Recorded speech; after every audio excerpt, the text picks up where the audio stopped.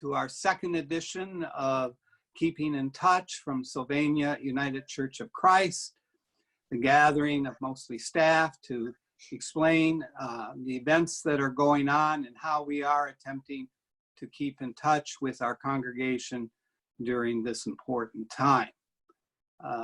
Today, we will begin as last week with Elaine, who works with our children and young families, and she'll bring us up to date on what is going on in that area. Hi, everyone. I just had story time this morning. That's one of our new exciting things that's happening. So I'll walk you through what we're doing. So we're having story time with Catherine on Tuesday at 10 a.m. and Thursday at 7 p.m. And then this 8:31 is for older kids and adults. So anyone who wants to join, maybe 12 or 13 and over, at 8:30 on Thursday. And that's just a story time on Zoom. So come out and join us. We had our first one this morning and it was great. We had 6 kids. Oh, good.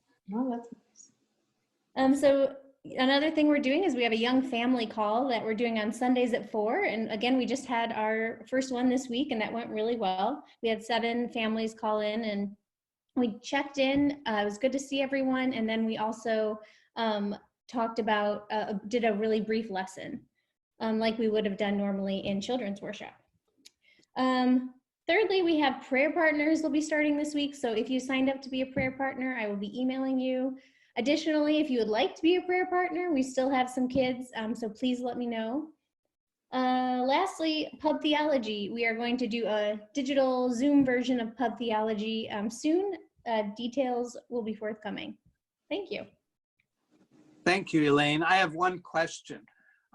If there are families that are still not on Zoom, do you keep in touch with them or do you let them know about getting on Zoom? The family group on Facebook or through the emails that I've been sending.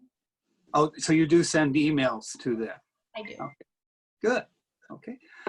Next, we will hear from Mary, who works with our youth, and along with Carrie and Sheila in the youth group, and then with our confirmands. So Mary, you want to tell us what's going on with them?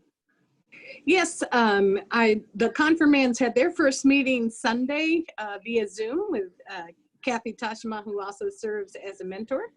And that was our first experience at it. And so we are going to actually meet weekly while we have the opportunity to, and the kids don't have much else to do. So that's our starting point. We're still trying to gather the contacts for the youth as a whole and looking for ways to engage through games together online or watching movies and having some time afterwards where Sheila and Carrie and I met by Zoom last week to talk about some of those ideas. And so stay tuned for more details on that. And then did you want to say more about worship, David, and what we're thinking? Sure, yeah, why don't you? Yeah.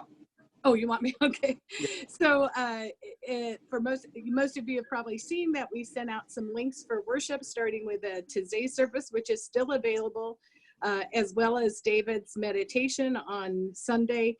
And so those links will remain active and we will add to them as time goes by, trying to create at least one worship experience and one sort of devotion each week, if not more, and we're still exploring how to involve other people with that. And so those will evolve with time, but keep looking at email, or Facebook, or wherever you find those links, because they will be forthcoming. I might also mention that with the worship, we're still looking at ways to include Sally and Lori.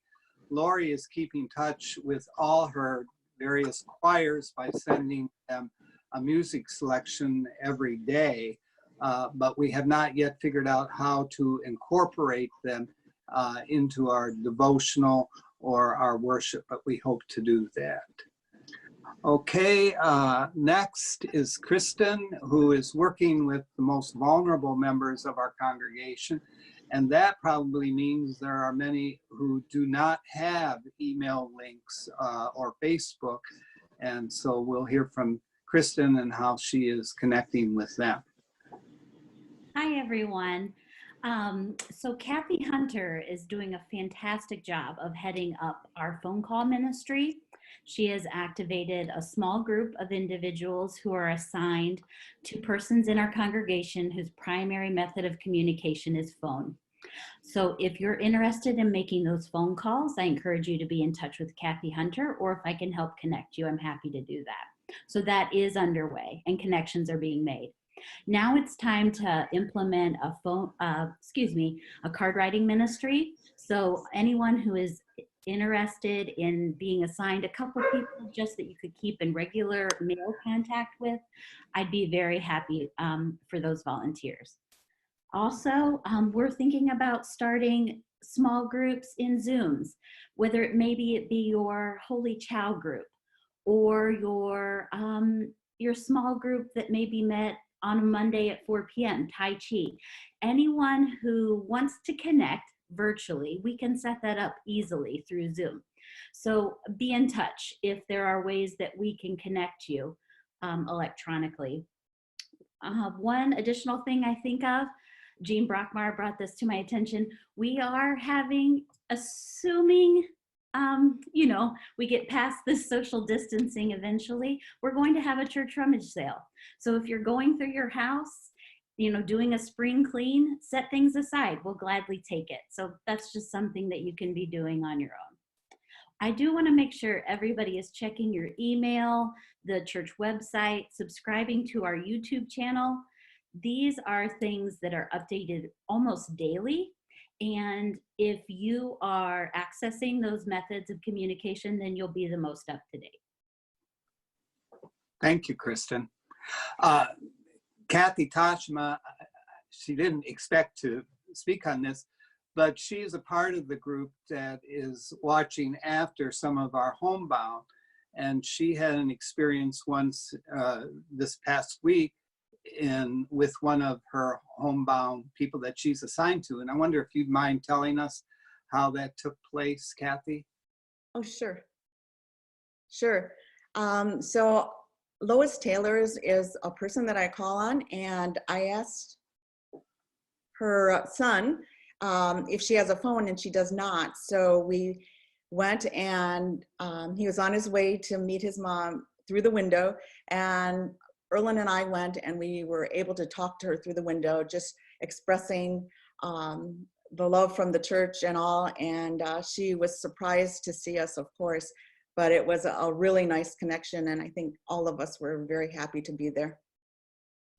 Well, thank you. And I think that's especially important because these people and those in hospitals are also not just socially isolated from their friends, but from their families and all support that they might receive. So any way that we can remain in touch with them is very, very important. Joyce is not able to be with us this afternoon. She is homesick, but she asked me if I would mention a couple things. One of them is that she is hoping to get out the newsletter for this week or for this time period, but to get it out this week. And then also to say that she still has our new directories available for anyone that wants it. You can get an online edition or a hard print edition. And then thirdly, our church building now is totally shut down. It's being watched after and cared for, but it is totally shut down. And so most of Joyce's work now will be from home. But we wanted you to know that if you call the church, your call will be routed to her at her home so that she will be able to take that call. And also I'd ask that you remember Joyce in prayer as she recovers from her illness.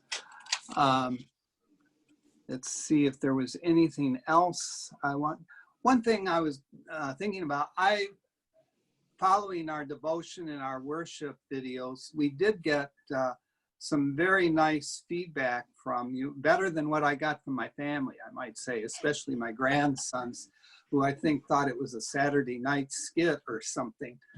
But anyways, we got some really nice emails, and I'd like to encourage the sending of emails back and forth. And if you have time to maybe just write us and tell us what you are doing during this period of enforced isolation, perhaps providing ideas for us to consider. And then also how you are keeping in touch with family and friends during this period. These are important things, and I would love to hear from you in that regard. Kathy is the chairman of our search committee, and I've asked Kathy if she would kind of bring us up to date of how this enforced social isolation has affected the work that our search committee is able to do. Thank you, David, and greetings from the Senior Pastor Search Committee. Our committee is connecting through emails, and we're trying to think outside the box during these unprecedented times for search committees. The process has been slowed down a bit with all this, and so we are taking time to creatively think how we will proceed from here. From the time that we posted this position in September, we've been able to talk to a good number of candidates. And without giving much detail, the current travel limitations have affected this part of our search process.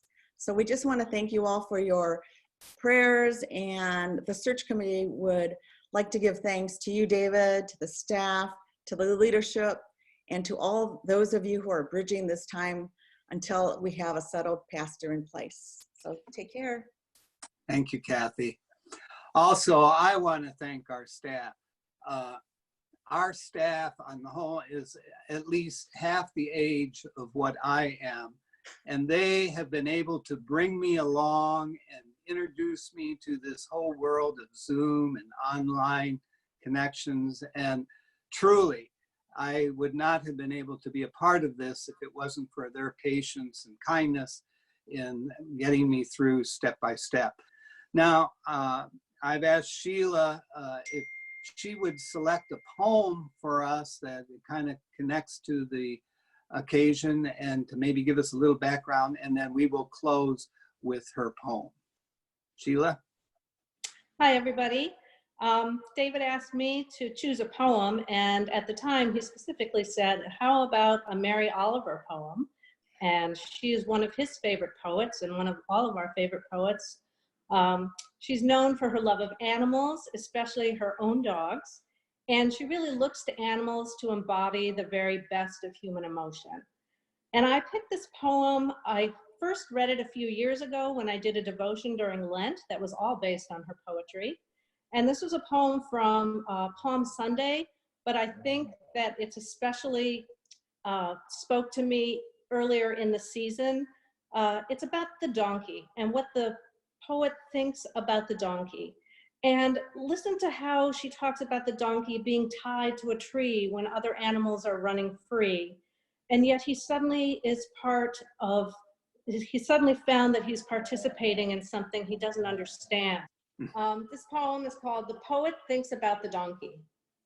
On the outskirts of Jerusalem, the donkey waited, not especially brave or filled with understanding. He stood and waited.